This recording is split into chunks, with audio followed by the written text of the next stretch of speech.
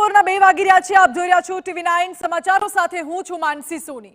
સૌથી પહેલા વાત હવામાનની કરી છે। કેરળમાં તો ચોમાસાનું આગમન થઈ ચૂક્યું છે અને હવે ગુજરાત તરફ આગેકૂચ કરી રહ્યું છે। ત્યારે હવામાન વિભાગની આગાહીને લઈ સુરતનું તંત્ર અત્યારથી જ એક્શનમાં આવી ગયું છે। દક્ષિણ ગુજરાત સહિત સુરત જિલ્લાના દરિયાકાંઠામાં 40 કિલોમીટરની ઝડપે પવન ફૂંકાવાની સંભાવના છે, જેને લઈ સુરત પોલીસે લોકોની સાવચેતી માટે જાહેરનામું પ્રસિદ્ધ કર્યું છે। જે મુજબ 1 થી 7 જૂન સુધી ડુમસ અને સુવાલી બીચ પ્રવાસીઓ માટે બંધ કરી દેવાયો છે। આ ઉપરાંત સાગર ખેડૂતો અને માછીમારોને દરિયામાં નહીં જવા સૂચના અપાઈ છે। જાહેરનામાનો ભંગ ન થાય તે માટે બંને બીચ પર પોલીસના જવાનો પણ તૈનાત કરી દેવાયા છે। હાલ કોઈ પણ સહેલાણીઓને પ્રવેશ આપવામાં નથી આવી રહ્યો।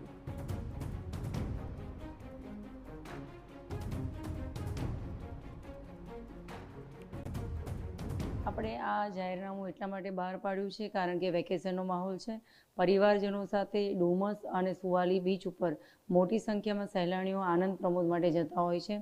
ખાણીપીણીના ટેમ્પરરી સ્ટ્રક્ચર ત્યાં ઊભા હોય છે, તો ભારે પવનમાં આવી કોઈ પણ જાનમાલનું નુકસાન ના થાય એટલા માટે આપણે આ જાહેરનામું બહાર પાડ્યું છે। બીજું કે માછીમારો દરિયો ખેડવા ના જાય એવી પણ અમારી નમ્ર અપીલ છે।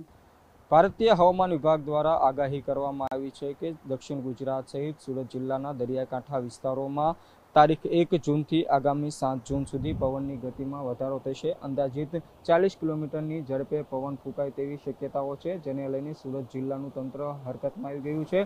અઠવાલાઈન સ્થિત ડિઝાસ્ટર વિભાગ દ્વારા એક ખાસ કંટ્રોલ રૂમ પણ શરૂ કરવામાં આવ્યો છે અને જ્યાં પણ વાવાઝોડાની અસર થાય તેવા લોકોને ઝડપથી સંપર્ક કરવા અપીલ કરવામાં આવી છે। તેમજ સુરત શહેર પોલીસ દ્વારા સાવચેતીના ભાગરૂપે એક જાહેરનામું પ્રસિદ્ધ કરવામાં આવ્યું છે, જેમાં સ્પષ્ટ ઉલ્લેખ કરવામાં આવ્યો છે કે તારીખ 1 જૂનથી 7 જૂન સુધી સુવાલી બીચ તેમજ ડુમસ બીચ પર કોઈ પણ સહેલાણીઓ જઈ શકશે નહીં।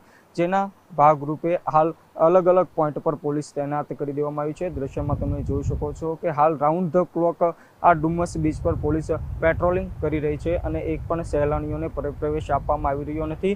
સાથોસાથ જે સાગર ખેડૂતો છે તેઓને પણ દરિયો ન ખેડવાની અપીલ કરવામાં આવી છે। જે ડુમસ બીચ પર અલગ અલગ ખાણીપીણીની લારીઓ આવેલી છે, જેને લઈને હવામાન વિભાગની આગાહી મુજબ જે લારી ધારકો છે તે પણ પોતાની લારી અન્ય સ્થળ પર ખસેડી રહ્યા છે, જેથી પવનની ગતિમાં વધારો થાય કે પછી દરિયો આગળ આવે તો કોઈ પણ પ્રકારનું નુકસાન ન થાય। ત્યારે જે સુરત શહેર પોલીસનું જાહેરનામું છે તેને લઈને હાલ પોલીસ દ્વારા કડક પેટ્રોલિંગ કરવામાં આવ્યું છે અને સુરત જિલ્લા કલેક્ટર દ્વારા પણ સતત બાજ નજર રાખવામાં આવી રહી છે। ઉલ્લેખનીય છે કે હાલ વેકેશનનું છેલ્લું અઠવાડિયું છે, જેને લઈને બહોળી સંખ્યામાં અહીંયા પ્રવાસીઓ આવતા હોય છે। ત્યારે આ પ્રકારનું સુરત શહેર પોલીસ દ્વારા જાહેરનામું બહાર પાડવામાં આવતા પ્રવાસીઓ પણ અવઢવમાં મુકાયા છે અને તેઓ હાલ અન્ય જગ્યાઓ પસંદ કરી રહ્યા છે।